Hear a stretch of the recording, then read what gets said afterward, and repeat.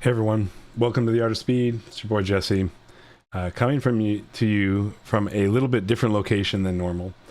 I am in my basement at my computer, but wanted to give you an update or a warning. I'm not sure what it is exactly, but for those of you that are following along with the channel, you have your own builds. Maybe you're working on a build. Maybe you're doing what I'm doing, and putting a standalone ECU in and potentially doing a full custom wire harness. I want to just give you a giant warning about a particular company that I have had the unfortunate circumstances of being crossed up with. And I want to spend a few minutes sharing my story so that potentially you all can avoid the pitfalls that I have gone through over the last, well, I think we're approaching 9 months now. So anyways, I don't think it's any surprise if you've been following along with Project Supra at all. You know, you've heard me say a few times that I'm still waiting on the harness from Firmworx, and that still holds true to this day. However, Reed, owner of Firmworx, has stopped responding to all messages and communication with him whatsoever up to this point.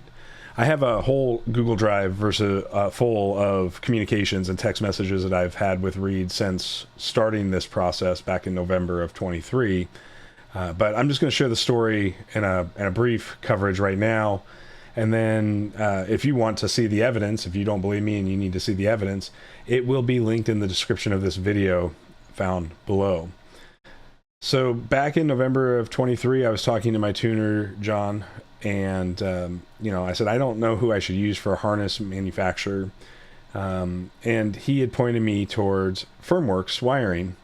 He had another friend of ours named John who had ordered from him, was having some difficulty getting his harness, but not a ton, and ultimately got his harness. And quite frankly, it was a really nicely built engine harness. I mean, it's exactly what you would want when you order one from somebody, though craftsmanship from Reed is without question. So bottom line is, I was doing a little research on Firmworx. I started checking out their social media feeds. I started following along with them on Instagram and on Facebook, and just kind of watched the different folks that had used his hashtag as well. And quite frankly, just saw a person that seemed like he was a professional in the business, and didn't see a lot of negative stuff about him. So, I mean, vendors have negative stuff all the time. Like, you can't help but find somebody displeased with somebody on the internet today. So while there were some red flags, they weren't major, and I didn't think that there needed to be a cause or pause for concern or to consider using another vendor. So November of 23, Reed lets me know that there's a Black Friday special on harnesses, and that he's willing to do the harness for $1,800 shipped to the door. And I agree to that. I said that seems like a fair price. It's in line with other vendors that I have spoken to, and ultimately send him $1,800 through Venmo. At that point, Reed tells me that he's quite a ways behind, and that he's not going to be able to probably start designing my harness until after the first of the year. And this is, to be expected. I mean, everybody I talked to was telling me 12 weeks time, so I really wasn't under the gun to get my harness at that point in time. The car, I didn't have any of the parts for the Supra yet, and ultimately was still in teardown mode and dealing with other things. So a 3-month turnaround time, meaning get the harness. And I actually figured if I got the harness in March, I was still doing really well. So we kind of looked at it and ultimately said, this is not a big deal. So, some time went by, and later into January, February timeline, I have it in the email, I don't remember exactly when, I had no further communication with Reed. He had never sent me any design spec requests, any of the things that he said he was going to do. And ultimately, I reached back out to him, and it took a number of emails to finally get a response from him. And when I got a response, It was, send me the design stuff. I'm a few weeks away from getting started on your harness. That was kind of the story. So I did that. I put together a list of all my sensors that are going into the car, the ECU, all these different things, sent it off to him in early March timeline. And again, a lot of time went by without any communication. And then he said he was going to call me to start to finalize the design. And he did that. And that was the first opportunity I had got up to that point to actually communicate with Reed via phone or via text. Fast forward many, many months of back and forth communication, me spending an enormous amount of time making measurements for this harness, even though he said he knew how to build the harness for the 2J.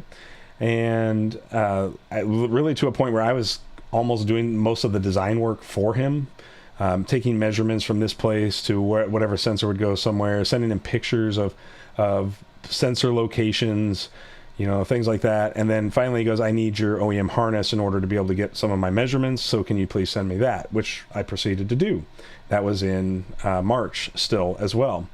So looked like lots of action was starting to happen, and we were starting to make progress in getting the harness made. So my radar kind of went down again, and felt like we were having good communication, and that he was being fairly forthright in terms of the timeline. He kept telling me he was a few weeks away. Eventually, a few weeks just continued to mount, and it turned into months. I started to get a little bit more impatient with him and started to demand more of an answer as to when things would happen. In late June, this is fast forwarding through many more communications and emails back and forth, Reed messaged me and said that everything's about ready to be done, but he does not have my bulkhead harness, my mil-spec bulkhead harness for my firewall, and he's waiting for another customer to pay him before he can order it, which tells me that he doesn't have the money to finish my project. To be fair, at this point, I had not paid for the mil-spec harness. We had added it back in March to the order. And, I said, well, as much as I don't want to do this, I said, I don't want to wait for some other customer to pay you because I have no idea how long that will take. And I am now needing my harness more than ever. We're way past timeline. I said, I will send you the money for the harness, and you can finish this up and get it sent out to me in the next couple of weeks. He agreed that it would take a couple of weeks to finish the project after he gets the harness, and that everything would be copacetic. So on June 27th, I messaged him again because I hadn't heard from him in a while. And I said, do you have my mil-spec harness? Or mil-spec connector? And he said, yes. And I said, okay, when will the harness be completed? And he proceeded to tell me, well, next week is the 4th of July and it's my birthday. And so it'll be after that. So I said, okay, sounds good.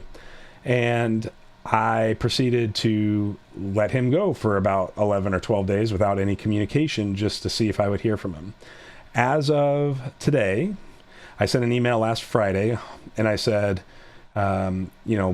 since our last communication, you have not responded to any of my messages following up on status updates.